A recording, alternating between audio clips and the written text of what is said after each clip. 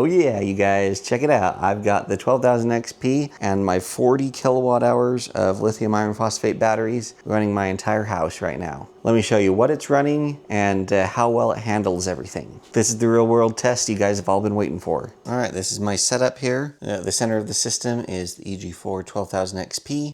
And then I've got one of the EG4 wall mount batteries. And then in addition to that, I've got this whole rack of DIY batteries that I've hooked up. So I've got a little over 5 kilowatt hours there, 5 more there, 5 more there, 5 more on that shelf. And then I've also got this golf cart battery all wired up. So for easy math, 5, 10, 15, 20, 25, plus an additional 15. So easy math, 40 kilowatt hours of battery storage. Let me show you how I fire this up. So first thing to do is make sure that the battery breaker is turned on the 12000 XP, which it is. Next, we're going to come over here and we're going to boot up the battery. Its breaker is on. This has a pre-charge resistor circuit in it, so that will go ahead and pre-charge the resistors in the 12000 XP. Now with that all booted up, every single string of these batteries have a breaker, so we'll go ahead and energize all of these breakers so that we have access to all the power. With that done, we're going to go ahead and hit the main power switch on for the 12000 XP. It's going to boot up. And there we go, it's on. So next I'm going to come and turn the EPS switch on. That will officially turn power on at the inverter. And then we are going to come down here and energize everything, flipping this load. Here we go. Everything is beeping. We've got the lights on here.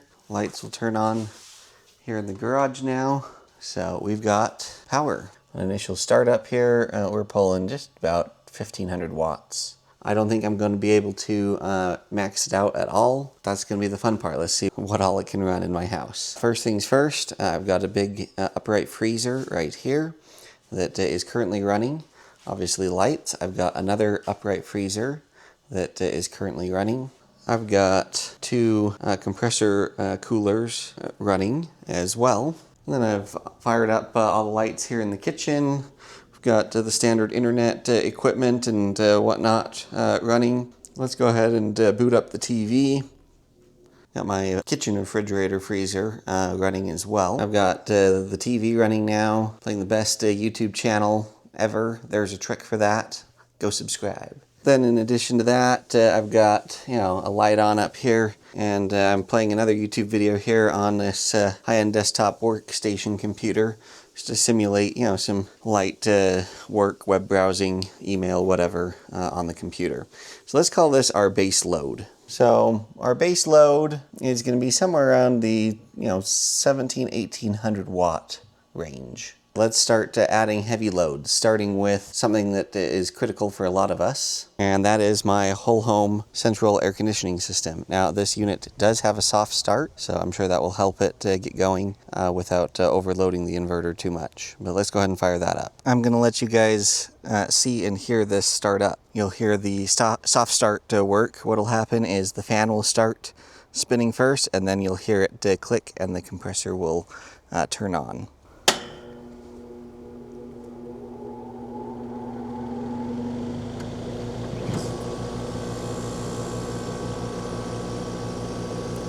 I use a Micro Air Easy Start. I've got a whole slew of videos about that. I'll leave those down in the description so you can check it out further. You can see we're up into the low 3000 watt range at the moment. I do have communication set up at the moment because I was doing a test with this battery and communication. But where I've got a hodgepodge of different kinds of batteries that don't communicate as well, I'm actually going to change this parameter to voltage. Where it says lithium battery, we're going to change that to lead acid battery. I have 780 amp hours. We'll go with 750. So now we'll just go off of voltage, and that will make sure that we maximize our output. Okay, we got the AC unit going. Let's go start up other stuff. Let's go big or go home. Let's preheat the oven. All right, let's go see how that's doing. All right, we've got 7,500 watts getting pulled at the moment. It's air conditioning, lights, computer, fridges, freezers, and the oven. So just barely over half the capacity of this unit, which is insane. Let's throw more at it. Obviously, TV's still going, lights still on, oven's preheating and preheating quickly. Air conditioning's on. Let's fire up this induction cooktop to high. 2 burners worth. Let's go see how much that's pulling. Oh yeah, we're cranking 8,800 watts. Oh, there we go, something just surged on. We're up to 9,600. Those are all my heavy electrical appliances. It's running everything in my house. My water heater is gas. The blower in my furnace is running with the air conditioning. I've got an idea. Let me go get a little space heater and we'll pretend that you've plugged a little toaster in or a coffee maker or something like that. Let's throw that load on. Okay, I got that plugged in right there, which obviously feeds off the 12,000 XP. Let's go ahead and turn this little heater on. We got a little yellow light. I think we've got a load imbalance. That's what happens when you overload one leg too much. It starts glowing orange, letting you know that there's an issue. What I'm going to do is switch this heater to this plug, which is on a different leg of power, and see if we still get that orange light or not. We do have the orange light, and that might also just be a warning that we're getting high. There's 11,100. There we go, we're back to green now. 10,300. So there's something that is in the house that's turning on and turning off. That's a fairly big load, but hopefully you guys saw the 11,100 view there. That was pretty epic. So that's with me adding, an extra heavy load, say, an air fryer or coffee maker or something with this heater. Yeah, something's bouncing around there. 10,900, 11,100. We are getting the yellow light, and that just might be that we're getting really close to overloading something. It's kind of coming and going, green to orange, but it's handling it. This is so sweet. So as you can see, this setup is easily running my entire house. Let me let you hear the fans now that we're really cranking. So the fans are definitely audible. They have a pretty low sound to them, and it's not very obnoxious at all. I wouldn't be able to hear it inside. This is out in my garage. I'm gonna back it down just a little bit to looks like 8,500 watts for a second. I wanna show you something really cool. So current sharing does work, and it's proportional to the size of the battery. So if you notice on this battery, this wall mount battery, we were pulling 98-ish amps. But if we come down here to the screen for this golf cart battery and to take a look at that, you can see that 31 amps of power is getting discharged from this battery. And this gauge is a little bit off, I've discovered. It's a lot closer to full than 74%. There's a slight voltage difference. This one's 52.4. This wall mount battery is registering at 52.3.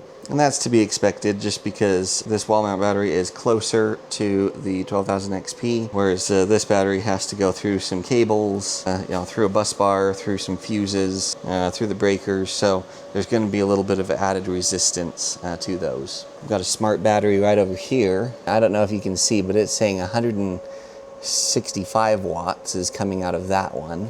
So we are getting a pretty good spread across these batteries, and they're all contributing and helping. So can a 12,000 XP in conjunction with some good battery storage run an entire house, even all of its heavy loads? Totally piece of cake.